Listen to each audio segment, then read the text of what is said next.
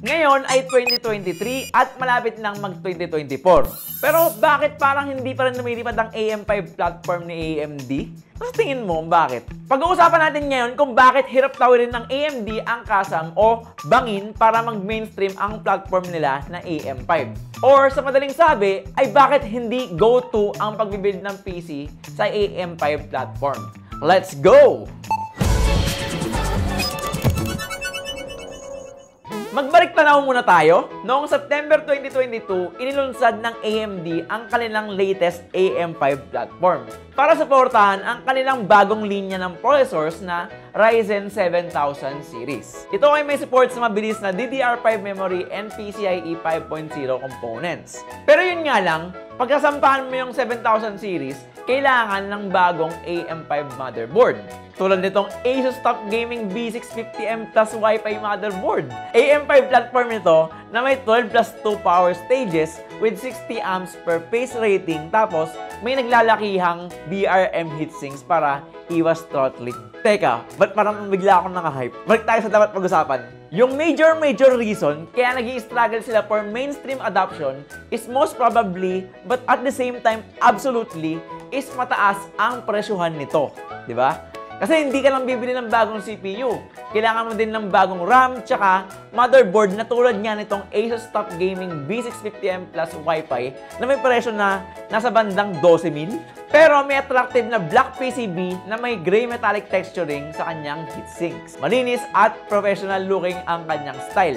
Tignan mo ba naman yung M.2 heatsinks niya eh?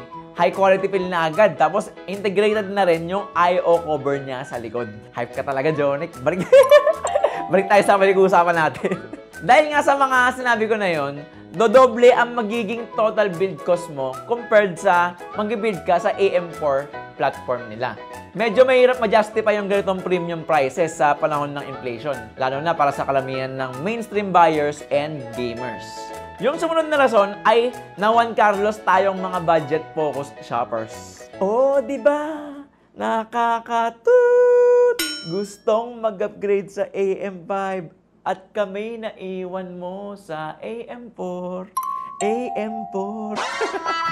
Sobrang konti din kasi ng CPU options mo. Kasi mostly lang nirelease nila na processors is mga top-end models nila na may X and X3Ds. Nag-release din naman sila ng non-X models nito tulad ng Ryzen 5 7500F nila, pero boy, nasa G's hanggang 11,000 pa din ang presyo nun. Tapos 6-core and 12 threads lang yun na processor. Tapos pag tinignan natin yung gaming benchmarks nitong mga bagong CPUs nila, tulad nitong Ryzen 5 7600X, nasa loob nitong PC na to, meron naman silang performance gains pero incremental improvements lang. Hindi tulad ng dati na talagang big generational leap. So, hindi talaga ganun nako-convince ang mga enthusiasts para i-undertake nila yung platform switch kung meron pa din namang ibubagay yung AM4 platform.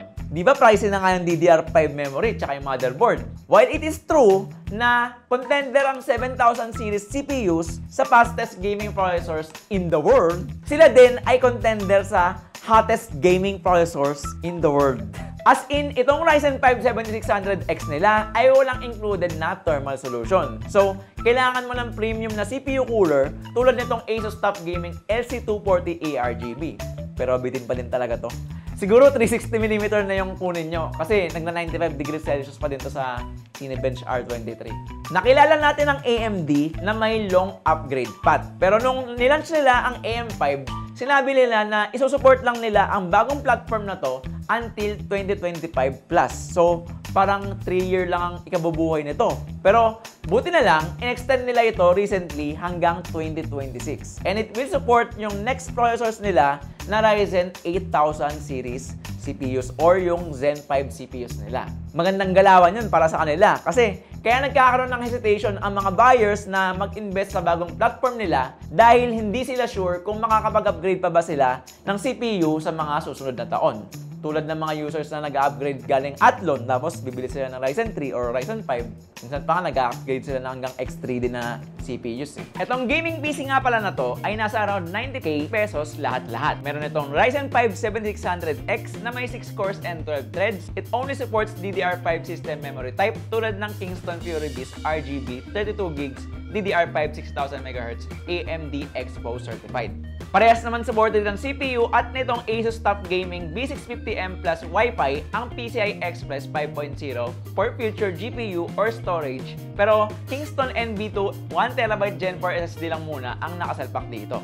At ang GPU na nakasalpak dito ay itong matipid sa kuryente na Asus TUF Gaming RTX 4060 Ti. And it is all powered and cooled by the Asus Prime 850 watts gold power supply. Rare pa yan kasi wala pa yan. And the Asus A21 case with 4 TUF Gaming TF120 fans. Ang pinaka-uling reason naman is yung competition nila na si Intel.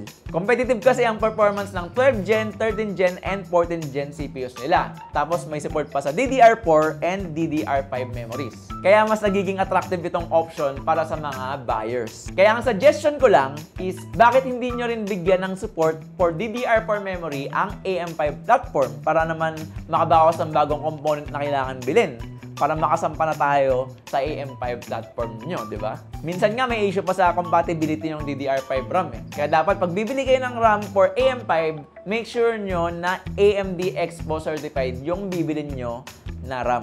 So ayun, kapag pinagsama-sama natin yung mga factors na napag-usapan natin na tungkol sa pricing, limited CPU choices sa mainstream builders, underwhelming performance uplifts, and platform maturity, it makes sense na marami pang kakaining bigas ang AM5 bago niya ma-take over ang trono ng AM4 for most new gaming PC builds. Siguro kailangan na nila ma-release yung Zen 5 CPUs nila para maitimpla na sa utak ng mga buyers na, uy, magmumura na yung Zen 4 CPUs kasi nandiyan na yung Zen 5 eh. O kaya, mag-sale sila ngayong magpapasko, di ba? Kasi kung mag-AM5 ako ngayon, easy choice na sa akin tong B650M Plus Wi-Fi kasi makakapag-overclock ka na, makakapagpailaw-ilaw ka pa ngayong Pasko. Meron din siyang Wi-Fi 6, 2.5 gigabit Ethernet at sapat na fan headers pampalamig sa mga init-init mong intense gaming sessions. Kung ikaw naman yung builder na mahalaga sa'yo ang future-proofing, mahilig kang magkutil-til ng latest technology, and nakaka-appreciate ka ng value and performance tulad nitong Asus TUF Gaming B650M Plus Wi-Fi, then baka AM5 na ang babagay para sa'yo. Naway nakatulong itong video na to sa pag-explore ng options mo and matimbang ang pros and cons ng next possible PC build mo. If you want more videos like this, get subscribed and enable notifications so you won't miss another episode. Like, dislike, I don't care. Thank you and GG.